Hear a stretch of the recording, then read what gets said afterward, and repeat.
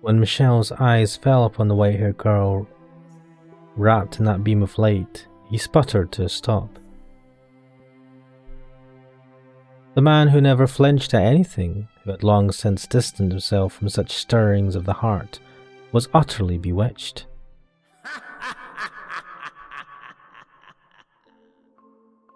Hello, I am Ash Mannix, and once again, we're playing the house in Fata Morgana. In the last part of the playthrough, we started what we've been told is the final story of the mansion, which is apparently a story about us, or at least relevant to us in some sort of way.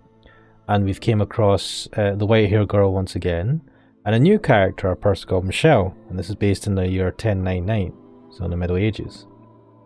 And the white-haired girls, we've found out her name finally. It's Giselle, interestingly enough. And it's intriguing, like Giselle is being persecuted for being a witch, which she seemed, throughout the ages seems to be persecuted for something. Finds the mansion in the middle of nowhere, and finds Michel inhabiting it. And I'm assuming the pronunciation is Michel. I apologise if I'm pronouncing it wrong, but I'm going to go with the pronunciation of Michel for now. And he lives a solitary life, and he said to her that anyone that meets him dies, or everyone that meets him will eventually die because of him in some sort of way. Intriguing. I wonder if he's a werewolf or something, but we will see. Oh, we did talk to a painting as well in the last thing, and the painting gave us some information and a key to allow us to look into the master bedroom, which gave us a little memory from, I believe, this story of these two characters. So interesting stuff. But anyway, shall we get into it? I'm going to switch to the elevator screen, and we'll just jump back into the Cursed Man, as it's called. Let's go back. It had been about a week since the white-haired girl had taken up residence in the mansion. Staying in that house deprived of light was, I imagine, a very claustrophobic experience. To anyone blessed enough to have sunlight as part of their everyday lives, it would have been unbearable. But for her, the mansion, with its prison walls and lack of either illumination or recreation, was the one place she could find respite. She and Michel continued to be distant, however. He spent most of his time in his chambers, which he had explicitly told the white-haired girl to stay out of, leaving her unable to close that gap. Nonetheless, on the occasions they did cross paths in the hallway, their eyes would meet, if but briefly. It was never for more than a few seconds. Whenever she saw him, she made a point of giving him a little smile. He never said anything, but still, when she had first arrived, he would not have even met her gaze. He seemed to be taking more and more notice of her. Oh, so it's working.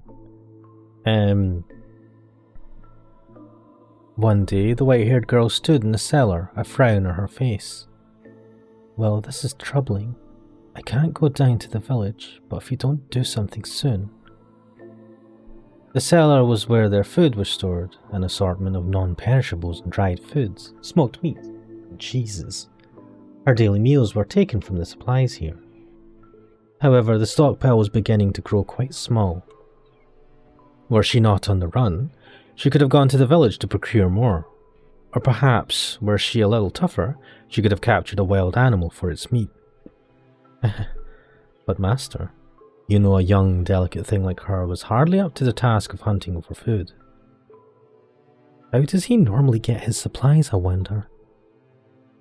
From there, other questions about Michel started rising in her mind. No matter how lifeless he seemed, surely he still had to eat, right? The white-haired girl nodded, then made her way out of the cellar, intending to head for his bedchamber.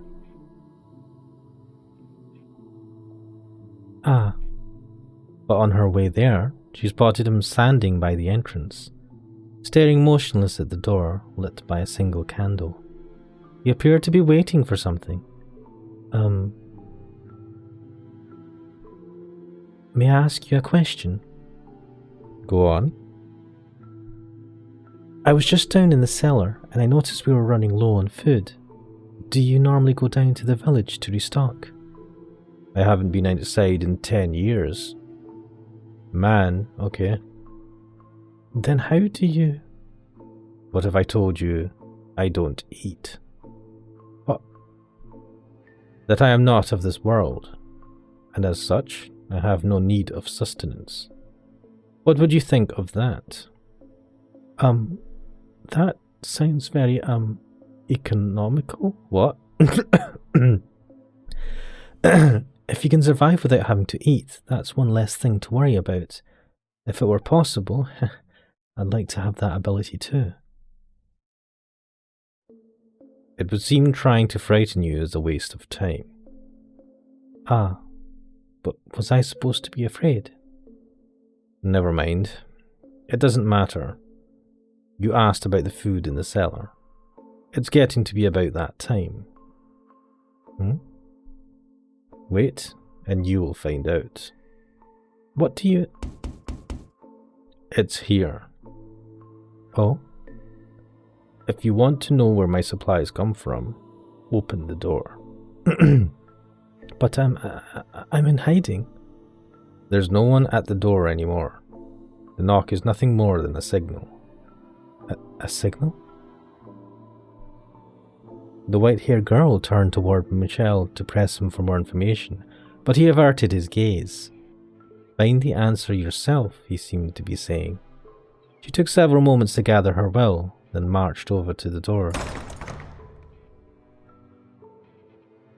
So bright.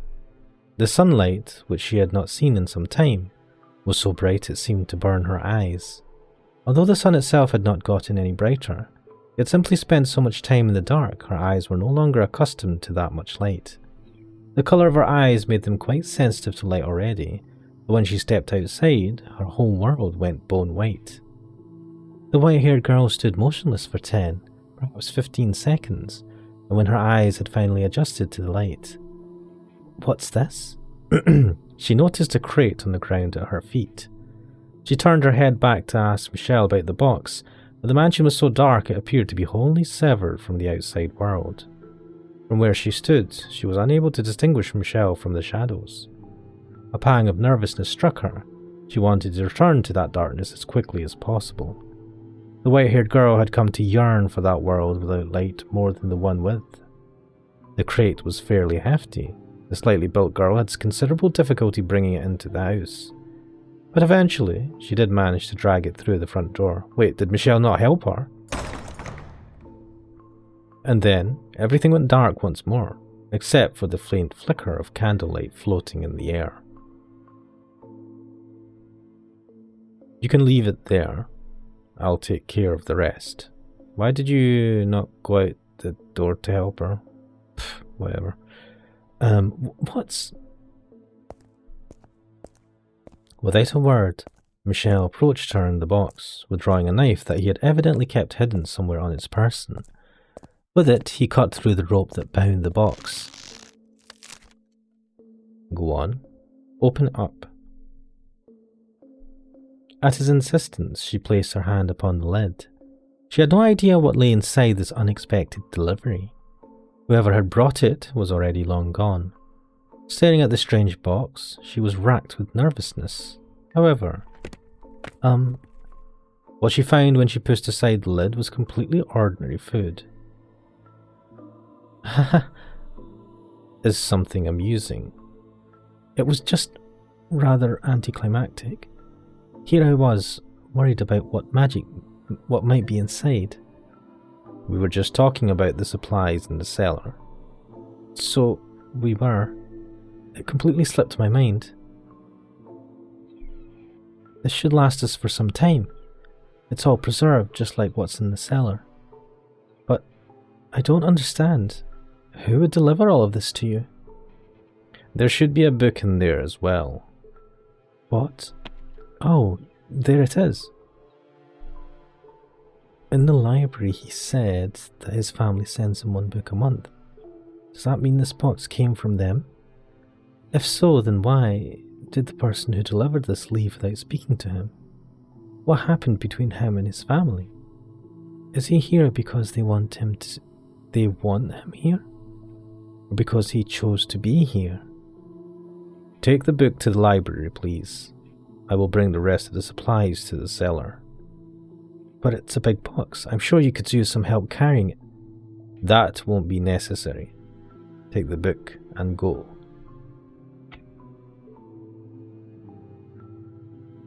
But, fine, then stay here. I'll take care of everything. Wait, hold on, please. What is it? You don't have to answer this if you don't want to, and, I'm not trying to pry, but I can't help but be curious. Say what you have to say, please. I was wondering if you could tell me why you live here in this mansion. Why did whoever delivered the box leave before you even opened the door? Could you perhaps be imprisoned here?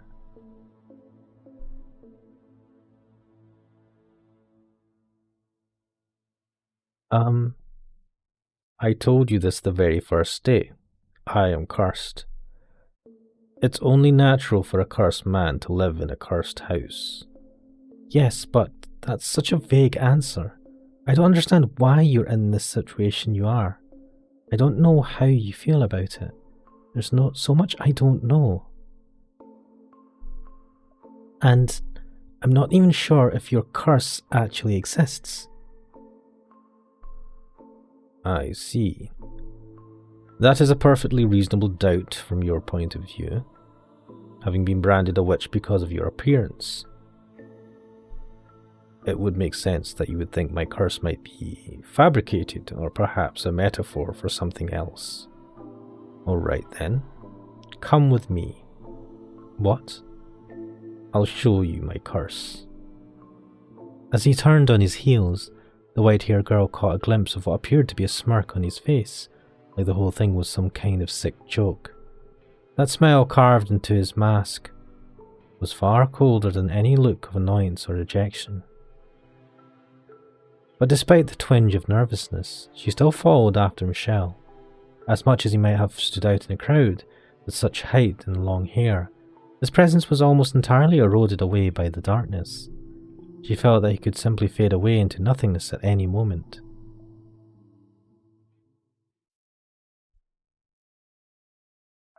Many things are buried here. Huh? Mice, insects, wild cats, and dogs. Have you ever thought it strange how little life there seemed to be around this mansion? You're right. I haven't seen a single creature since I arrived. The only sound you can hear is the wind blowing. Now that you mention it, it did seem peculiar. They were all killed by me. Or rather, they lost their lives because of me. You have your answer now. Wait, what? That's not an answer. A butterfly fluttered its way into the ruined garden, dancing up and down through the air. Michel held out a finger before himself, and the butterfly, mistaking it for a branch, drifted down upon it to rest its wings. Had the scene stopped there, it would have been a picturesque moment. All that comes in contact with me loses its life. My skin, the breath I exhale, my flesh and blood, is poison to all life. But the butterfly's movements began to slow. It spread its wings in one last futile attempt to fight gravity, and then, without warning, it shriveled up into a dry husk. It's dead, all dried up and lifeless. Like it's been dead for days. It's like his finger drained all the life out of it. Is this his curse? Is that even possible? But I saw it with my own eyes. If this is his curse, though, it explains much. There are more than just insect and animal corpses buried here, too. Servants who came to visit me long ago are here. Are here beneath the ground? Under our very feet. That's why the servant leaves before I open the door. Should he touch me, should he get near me, his very life is in danger. No one is interested enough in seeing me to take that risk. No one will have anything to do with me. Nary a soul even wishes to see my face. Now you understand what I meant when I said I would eventually kill you. So that's why you have never once touched me. I mean, you didn't really need to either, but when I knocked the books down in the library, you didn't offer your hand to help me up. Oh yes. And only one of us ever made contact with the box at the entrance at a time. Ah, okay. I thought he was being an arse. Turns out that he was being nice. When I offered to help you carry it, you refused. Because you didn't want your finger to accidentally brush against mine. My actions were not out of concern for you. I simply dislike people. Others' interests mean nothing to me. What an odd face you're making. Do you not believe my curse is real?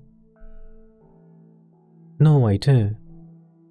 It is certainly irrational, inexplicable, unbelievable.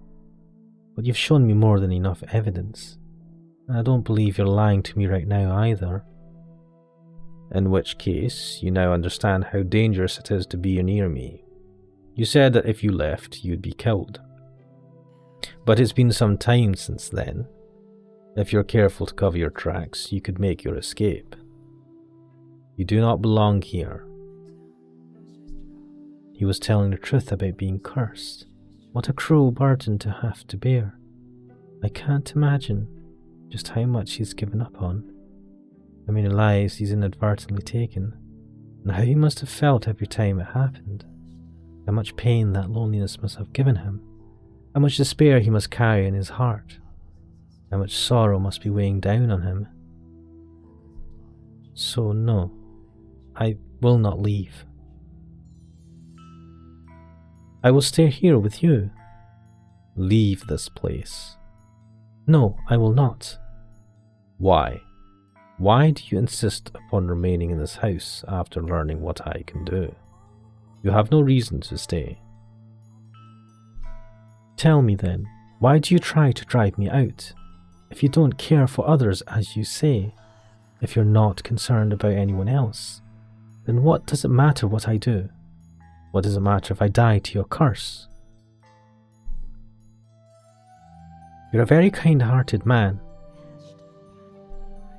You've been watching out for me since the day I arrived, doing whatever you can to not inadvertently kill me, to not afflict me with your curse. No. Here's what I think. No one capable of showing genuine care for others can honestly, truly dislike all people. They can't possibly be indifferent. No, that day we met before the stained glass window, you heard me out. You listened to my plight. You didn't try to chase me out. That day, I thought you'd to be a good person, and I still believe that. I simply assumed you would leave on your own when it was safe. I never thought you'd be so foolish. As to want to stay in a house like this, with a man like me, how does that make me foolish? Do you not value your life? Are you not afraid of death? Do you not find me unpleasant? The thing I fear most is loneliness. You're probably right that by now I could safely sneak away, get myself somewhere far from here. But even if I did, I would inevitably find myself in the same situation. The only way I can avoid that fate is to stay away from everyone, to live in solitude with no one to talk to. I know you understand how that feels. It terrifies me. I'm afraid of having to spend day after day with no one to talk to, no one to share my experiences, my thoughts, my feelings with. If that's what awaits me out there, then I want to live with you. I want to be an essential part of my life. I want you to be an essential part of my life. Wow. Impossible. Please, don't chase me out. You are a cruel girl. Never again will I allow myself to get close to someone, only to watch them die. Never again.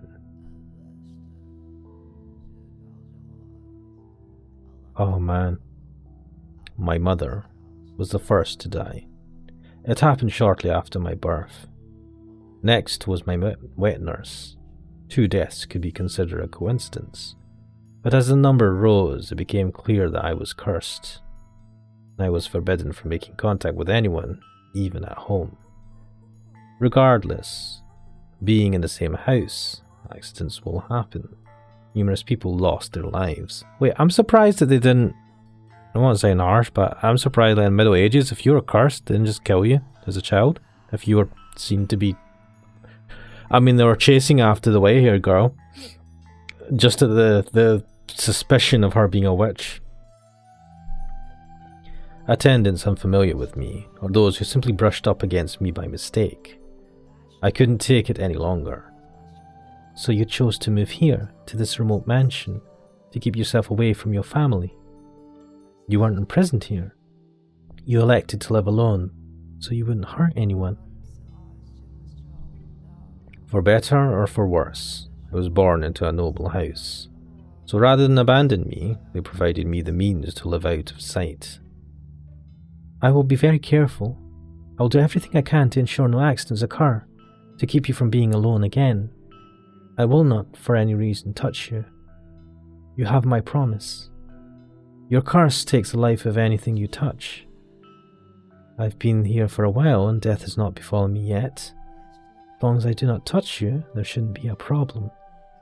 Also, and I apologize if this is simply me reading too much into things, but I feel like we're two of a kind. I fear being utterly alone more than anything. And I think you understand just how scary that is. So, why are you so stubbornly insistent on it being me? I'm sure there's someone else out there. Someone you're meant to be with. You may not have found them yet, but I believe someone like you eventually will. Because unlike me, you still have the vigor to press forward. It has to be you, I'm certain of it. Why? Because, well, You can't tell me? No, I can just, please don't get upset with me. I think... Wait, why are we cutting here? Oh, nah. I might really, really love you. What the hell, man? Suppose 12-year-old girls are quite impressionable.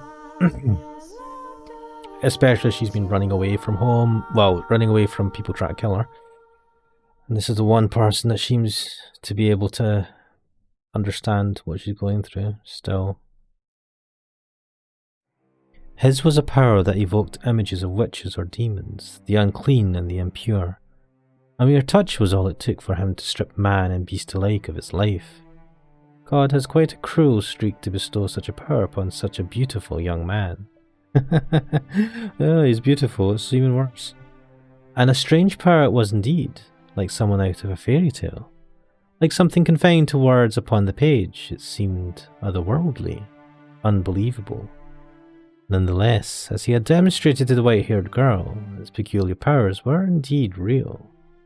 That said, the world has its fair share of oddities. It just so happens that those curiosities tend to remain hidden away, known only to a few. Although, you have laid eyes upon a number of unusual phenomena yourself, Master.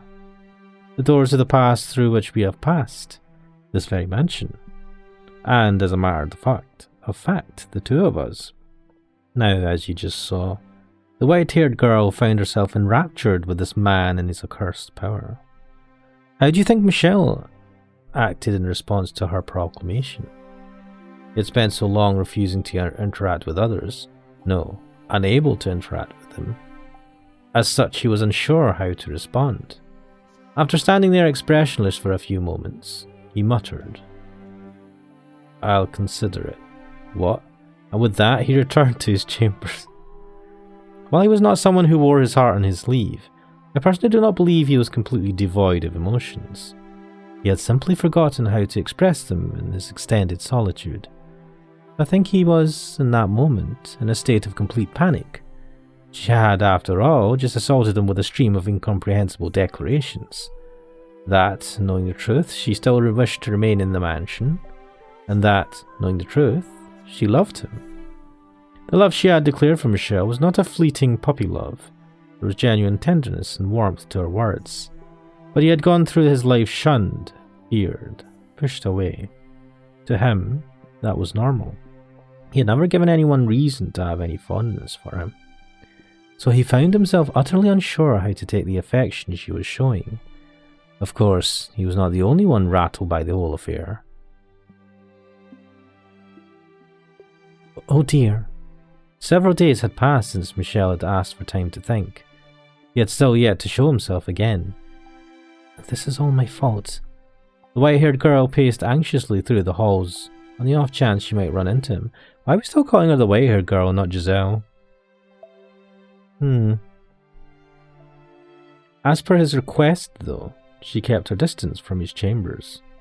Nevertheless, she was beginning to worry about the fact that he had secluded himself away for so long. So she worked up her courage to make her way to his room. What if he doesn't want to see me ever again? I didn't consider I might be overstepping my bounds.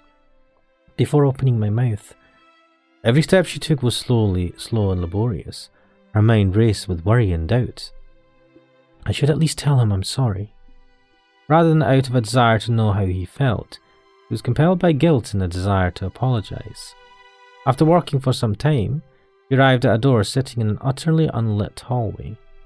She drew in a breath of musty air, and let it out, repeating the process several times. Next, she reached her hand up to knock on the door, and pulled it back, also doing this a number of times. Oh, how adorable she was. I wanted nothing more than to give her a little nudge. After all, she was too sweet a girl for her worries to be anything but misplaced. I just can't find the courage.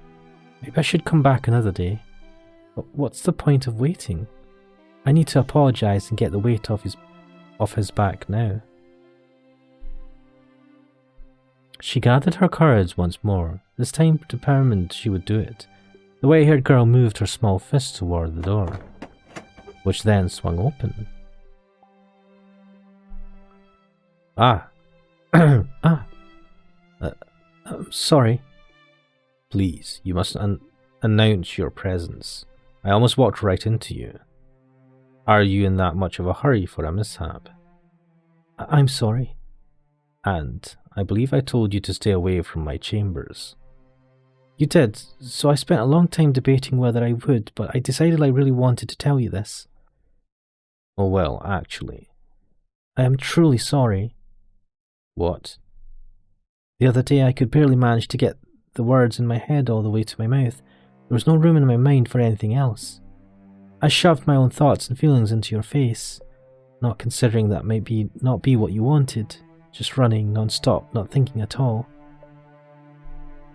I was terribly disrespectful to you, completely selfish. You're a kind-hearted man, I truly believe that. But you are only being courteous because you're a nice man. I'm sure you have little interest in the affections of a queer little girl. So, I would love it if I could stay here. It would be a wonderful blessing. But if you really don't want me here, my feelings are imposing upon you, then I apologize. I'm sorry and I'll take my leave of this house.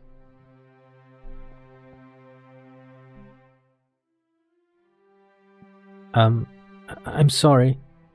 Don't be. My mind went blank for a moment. What? I find it difficult to comprehend you. The other day you were firm in your intentions to stay, and now you say you'll leave without a struggle. You holed up in your room for so long that I thought, you didn't want me around. To be honest, I want to stay here, I do. I think you should do whatever pleases you. Huh? You can stay or you can leave. I will not pressure you to do one or the other. So, I'm not imposing? To tell you the truth, I had to think about that for some time. However, I have now come to something of a solution. Since you're here, come into my room. What? But I thought I wasn't allowed to. To prevent what almost happened a few moments ago, so we don't accidentally run into each other. Sorry. You're forgiven. Now, come in. Okay. Is this a necklace? If that's what it looks like to you, then I suppose that means I succeeded. Pick it up. Ah. It has a little bell. Oh my god, he's treating her like a cat. It's adorable. Please make an effort to wear that while you're in the house. Because it's so dark, there will always exist the risk that we might accidentally bump into one another. So I tried to come up with a way to reduce that risk. Does that mean you didn't leave your room because you were working on this? That's right. What other reason would I have? I mean, you always... I don't know. I think most people would assume it was because they had put you in a bad mood or that you didn't want to see them. I have little sense of how most people see the world. Sorry. I appreciate it though. I'm really glad to know that you put so much thought into a life together with me. It would be difficult. It would be difficult not to after the other day. I'm so happy right now. I can't think of any better word to describe it. I couldn't be happier. You're being dramatic.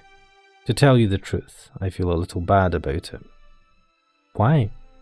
It seems rather impertinent to affix a bell to someone. Yeah, I thought that too. You're not livestock. You're a person. That's why you turned it into a necklace? Tried to dress up, I guess. Thank you very much. I'll keep it on me at all times. I really, truly appreciate it, Lord Michel. Lord? Don't call me Lord, please. Alright then, I'll just call you Michel. And will you please call me Giselle? Wait. Is the maid called Giselle? Wait. No, I can't remember. Do we know the maid's name? I feel like I've heard the name Giselle before. In this story. In this game. Oh well. The windows. What? If we could open the windows. Never mind. I was just thinking you wouldn't need the bell at all if you could get some light in here. They can't be opened. They're rusted shut. All the windows have been shuttered for as long as I've been here. I assumed you had boarded them up. That was done long before I ever arrived. After so many years here, though, I hardly consider it an inconvenience anymore.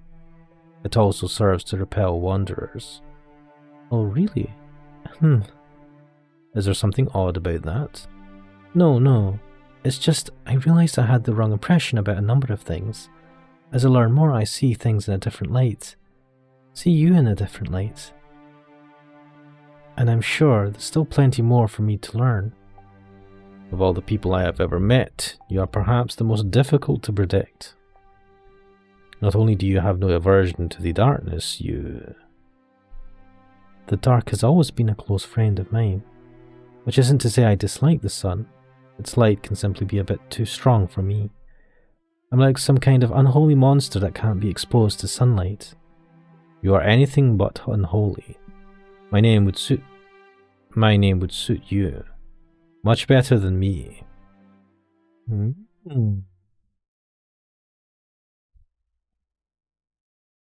Whoa, what was that flash? That day when I first saw Giselle, I was wary of her, apprehensive. What is that noise? What on earth is that noise? That sound effect? I didn't want her anywhere near me. But as my doubts about her faded, I began feeling something very different, as though the lump in my heart had been melted away. I began to yearn for her to be at my side, knowing full well it couldn't possibly last, knowing full well how foolish it was. I found myself captivated by her. I found myself wishing to have her stay with me. What is that tearing sound? Whoa! What the fuck?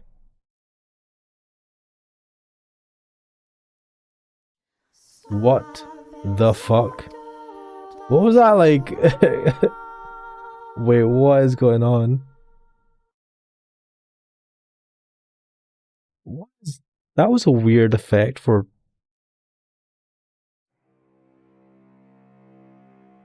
And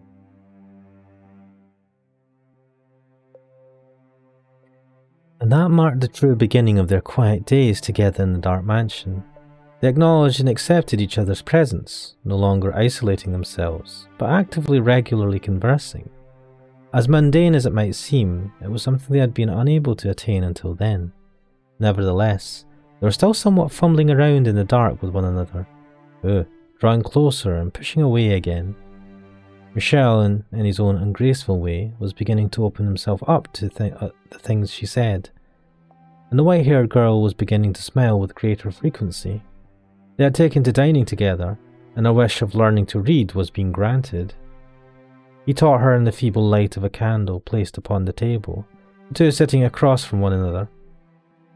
Though Michel seemed to be well educated, he had not been instructed in the art of teaching, so he found the process quite grueling. But to the white-haired girl, the longer it took, the better. Her primary objective was, after all, to spend time with him. The days passed, and eventually she reached the point where her comprehension was adequate enough without assistance. Her next request, then, was for them to read through a book together. "Have you read every book in the library?" "No, I stopped looking at them after a while. Most everything I'm sent is dull and unformative dreck. The Diary of a Lord, foolish make-believe tales. You're not fond of fiction, I take it. What value is there in the lies and fantasies of another? Stories can be invigorating. Tales of adventure can take you places you could never go. Legends of heroes, folklore, stories of otherworldly phenomena. They can be terrifying and they can be exhilarating. They may not be real, but they give you a little glimpse into the author's heart, let you feel like you're seeing the same thing they saw. You're a very empathetic girl. Fiction inspires nothing of the sort in me. However, perhaps long ago I may have been able to, though I can no longer remember what it feels like. I'm sure it will come back to you. You're not an empty man." How old is Michel, actually? Do you not have like 100 books? Must be a fair age now that I think about it. Sorry, I'm making you uncomfortable again. How about we read this book today? It appears to be a collection of legends. You haven't read this one yet, then? That's good to hear. It'll be more enjoyable if it's a new experience for the both of us. It looks like it's a record of local legends. The book is divided into several sections, though it appears to be mostly superstitions. I am curious what kind of stories this area has. One second. The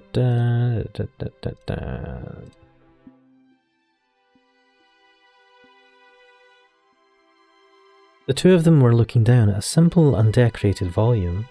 As the white-haired girl had said, it seemed to be a collection of local legends, passed down generation to generation. They sat across from one another at the table, or turning the pages, and Michel simply watching so as not to brush against her. Eventually, her eyes were drawn to a particular word on one of the pages, bringing her hands to a stop. The witch. That chapter detailed the story of a witch, or more precisely, said witch's curse. The story went something like this. There once was a witch skilled in the dark arts. She lived a meagre but peaceful life alongside the other villagers. But then a long drought struck the village, which the people blamed on the witch. The witch was sentenced to death, and as the fire blazed around her, smoke rose high into the air. The smoke soon became rain clouds, blessing the village with an end to the drought. The crops were revitalized, and the villagers fancied themselves heroes. However, the rain also brought madness upon the people. Though the earth below them was lush and fertile, the villagers were losing their minds, and they eventually began to take each other's lives. The witch still lived on, in the form of a curse. Many fell victim to the witch's curse, though it did not only take, it also fulfilled people's desires. The villagers had gone mad, but the wish for freedom from the drought had been granted. Thus, the legend had been passed down as follows. The witch will grant your wish in exchange for great sacrifice. As smoke in the sky, she watches down upon us from above. To reach the witch, climb for the heavens, but know that road is a road to destruction. People still believe the witch's legends even now, I suppose, and that's why I face accusations of being a witch. This is not an area very welcoming to outsiders, especially one who stands out as much as you. What brought you to this region in the first place? Mine's the story I'm sure you've heard before. I was cast out of my house. I come from a very poor family.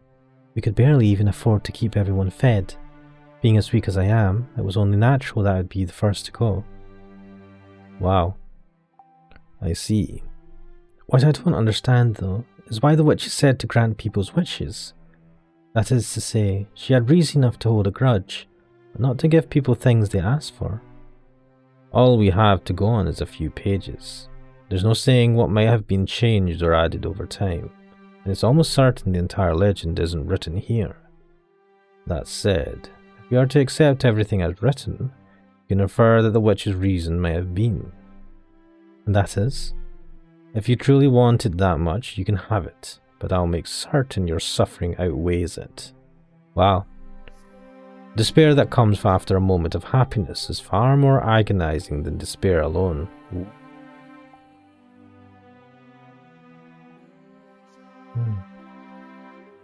I presume that is why the witch decided to grant people's wishes. That is one way to look at it. May I ask you something? Go on. When I first arrived here, you told me that a cursed witch used to live in this mansion. After reading this legend, I'm not finding it hard to believe you made that up simply to scare me away. I appropriated the tale, nothing more. It is said the witch was born in this house. What? Quite the place my family found for me, but it was a clever decision putting me here, I think. Not many people are likely to come near a house with such a pedigree. But... no, never mind. That makes sense. I suspect I know what she was going to say then. If the witch is said to grant wishes, then wouldn't that also attract people who so desperately want something, they do not care what price they must pay? And perhaps she was correct. Perhaps there had been those who had come to the mansion chasing after the legend, and perhaps they had encountered Michel, touched him, and lost their lives. On that day in the garden, he had said, "Many things are buried here." Perhaps that included such visitors. I wonder if that story might be more than mere superstition. If the witch of legend really did exist, what would you do? It might be nice to talk to her, maybe. That's all? Really? I feel a little bad for her, though. The only people who ever visit her are there to ask for something, after all. I can only imagine just how lonely that must be. I swear, I cannot comprehend the way your mind works. Sorry.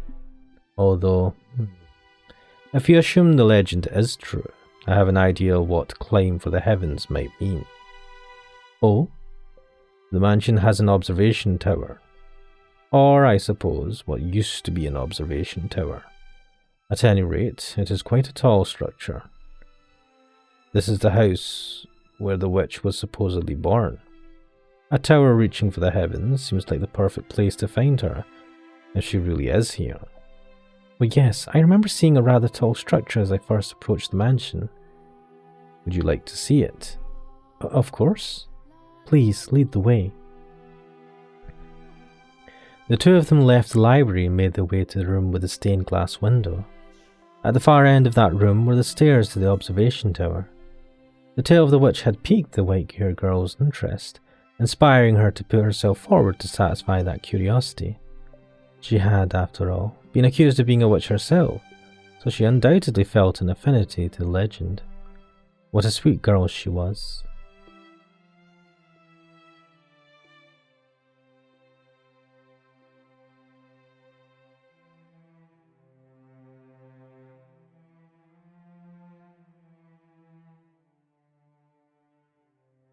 With Michel in the lead, the two climbed a long spiral staircase.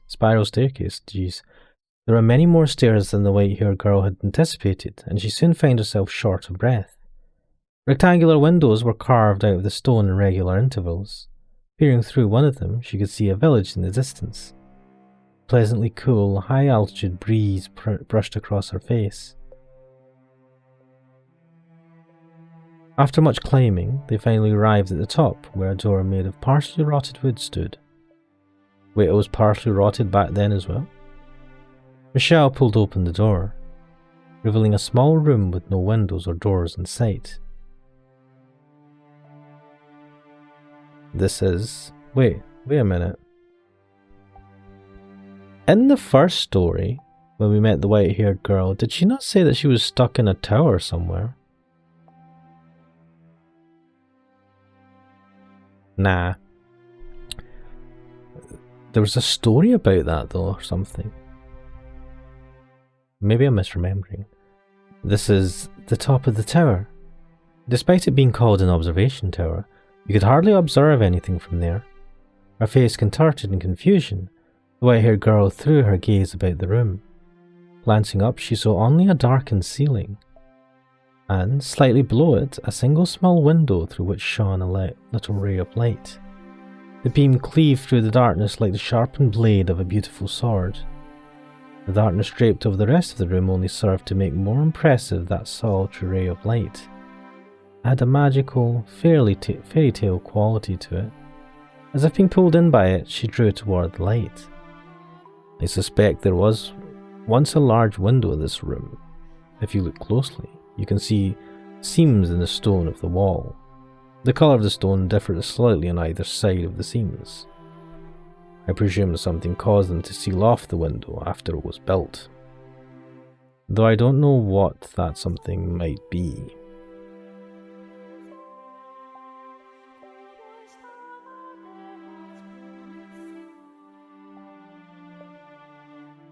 When Michel's eyes fell upon the white-haired girl wrapped in that beam of light, he sputtered to a stop. The man who never flinched at anything, who had long since distanced himself from such stirrings of the heart, was utterly bewitched. He had never seen her illuminated so vividly before, and he was having a great deal of trouble finding the words to describe her striking beauty. For someone who had been chased out of her home and accused of being a witch, the white-haired girl looked less like a practitioner of the dark arts, and more like one of the hosts of heaven. Michel undoubtedly felt the same way, for his gaze was affixed firmly upon her. Dazzling. Wait, what? Dazzling, isn't it? Like a staircase leading to heaven. Yes, perhaps so. Is something the matter? No, I'm fine. You know, it feels like there's something odd in the air here. What? It feels like someone actually might be listening. Ooh. If the witch were to speak to you, what would you say to her?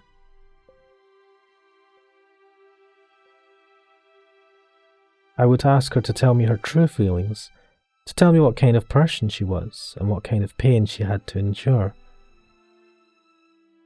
I just want to know what she felt, this woman people branded a witch.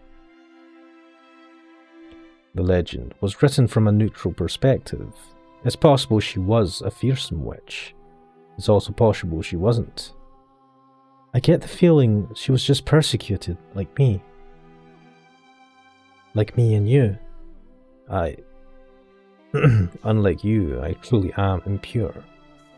Disagree all you want, but my touch kills. I'm a strange, incomprehensible, irrational creature. Or maybe I'm not even a living being, and that's why when I touch something that is, I bring them death. If only I actually were a witch. If only I actually had some kind of extraordinary power, regardless of whether it came from God or the devil, then I would be able to grant people's wishes. My wish need not be granted. But it's what I want too. I wish to be able to touch you. I would be perfectly content with nothing changing, with us never being able to touch one another. I'd be more than happy with that. But I'm allowed to dream, aren't I? It doesn't have to be in this life. I pray the day will come that we can get closer, even if it has to happen in another life. Happiness is very much a stranger to me, but am I allowed to dream too? You are? I will never touch you, I swear it. But I would like to dream about it. Oh, this is awkward. I would like to imagine placing my hand upon your cheek. You can. Reach your hand out for me. Wait, what are you doing here? Why are we doing this? This seems dangerous. I will imagine it too. I'm imagining your fingers running through my hair, brushing up against my skin. I can feel your warmth. This is awkward. I don't know why that was kind of weirding me out, having that kind of full-face view of her, especially after that weird kind of like jitteringness when they showed the stained glass window again. There was a wall between them, a wall they could not cross. Or if they did, it would mean the white-haired girl's death. No matter how much they yearned for it, they could not touch one another, so they did so within the confines of their imagination, envisioning it in as much detail as they could imagine. It was sad, but sweet, a moment of pristine, untainted beauty. The two of them emanated serenity, as fitting as the word cursed might have been to the mansion as a whole. At the top of the observation tower, a pure bond was being shared, a fleeting moment between a young man with a cursed touch and a kind-hearted, beautiful girl. The dream did not last long, no, for God is quite cruel. They simply wanted to be together, that was all. Their wish was hardly unreasonable, only a quiet, peaceful life together. But misfortune was creeping ever nearer, its footsteps growing more and more pronounced. Dun, dun, dun, dun, dun.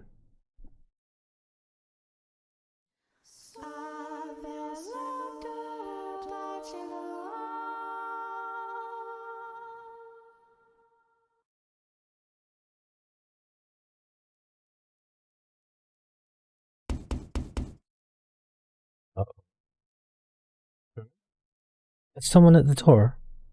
The flow of time was hazy within the mansion's walls. They had little way of telling whether it was night or day, preventing them from knowing exactly how much time had passed. The white-haired girl had made a habit of climbing the observation tower every so often to see whether the sun was up, which allowed her to approximate the time of day. Consequently, when she heard the knock on the door, She was not aware just how deep the night was outside. That forest and beast alike lay quietly at rest.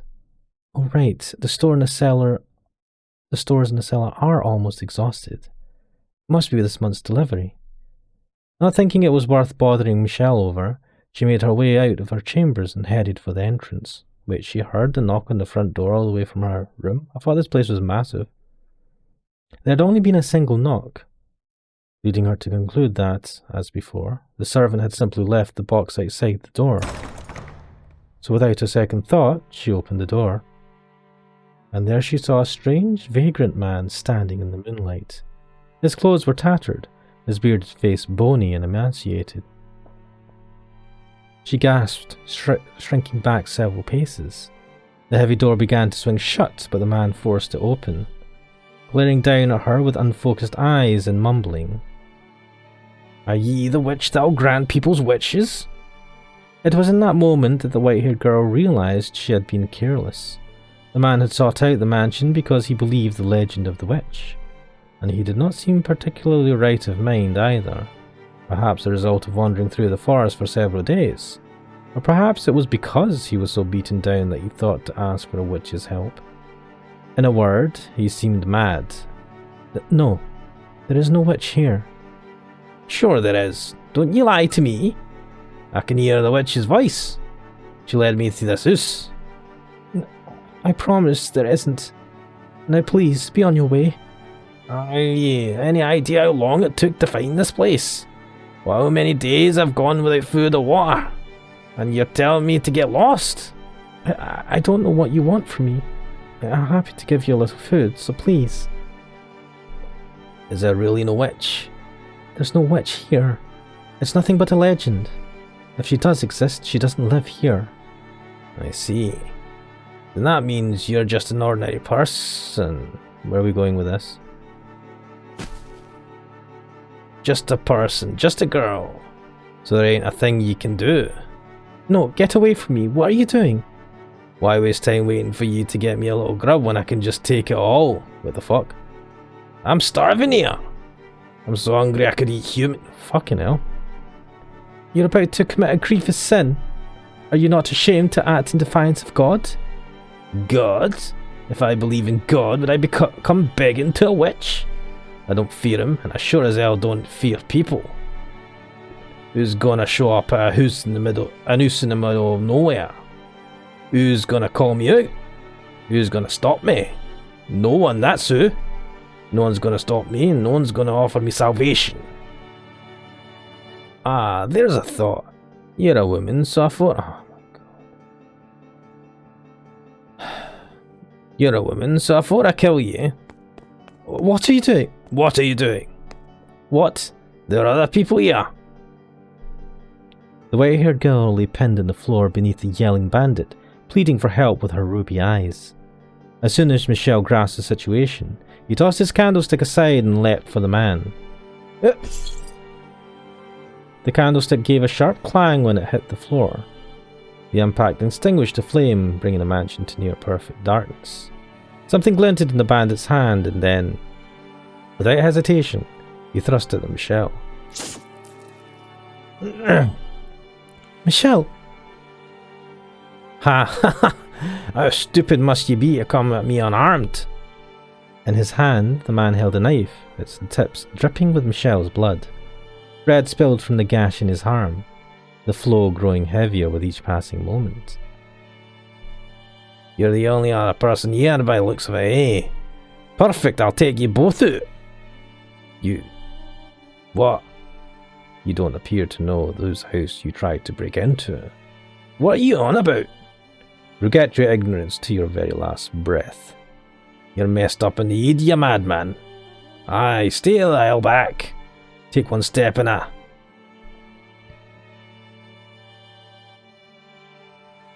Yeah.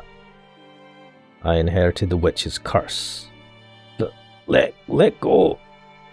Michel clutched the man's face in one hand. The man raised his knife to strike back, but... What's happening? The strength drained from his fingers, the knife falling to the floor. The man writhed in Michel's grip. Me face, can't breathe. Leave this place immediately, though you won't get far afflicted with my curse.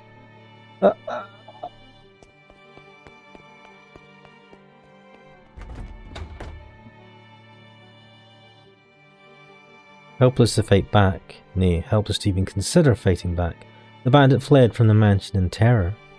In his wake, only the white-haired girl and a bleeding Michel remained. I just saw a man's life drained from him. His faith withering away, sucked completely dry. I didn't doubt him, but dear God, that was quite disturbing for you, I'm sure. No, not at all. It's my fault anyway, if I hadn't been so careless. Oh, your arm, we need to get that wrapped up. Please, do not touch me. You mustn't touch me. The wound is hardly fatal. It's all my fault. I'm so sorry. No, a degree of the blame falls on me for saying nothing. Next time someone comes to the door, let me know. I'm sorry. Please, you don't need to apologize. Well... Yes? For once, I'm actually proud of myself. Proud that I could use this terrible ability of mine to do something more than just take life. To protect someone I care about. So, like I said, please don't apologize. Alright, thank you. Michel? I'm glad you're here. I care about you too. Thank you. But what's going to happen? Had the flame of Michel's candle not gone out when he threw it to the floor, you would have seen a heartfelt smile on the white-haired girl's face, and she would have seen a flush of red and an awkward smile on Michel's normally blank face. You also might have seen a little glimmer on her cheek, where a few drops of his blood had landed. But alas, they had no light.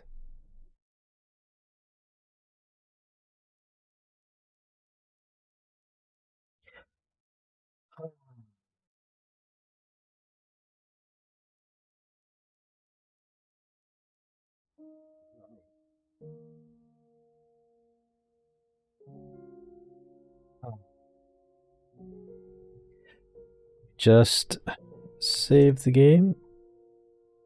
Save over here. And I think, just going to switch that. I think I'm going to end it there. Yes, every story ends badly in this game. I should have known. But also the weird glitchiness that happened there when we someone was looking at the stained glass window and reminiscing again. That was weird.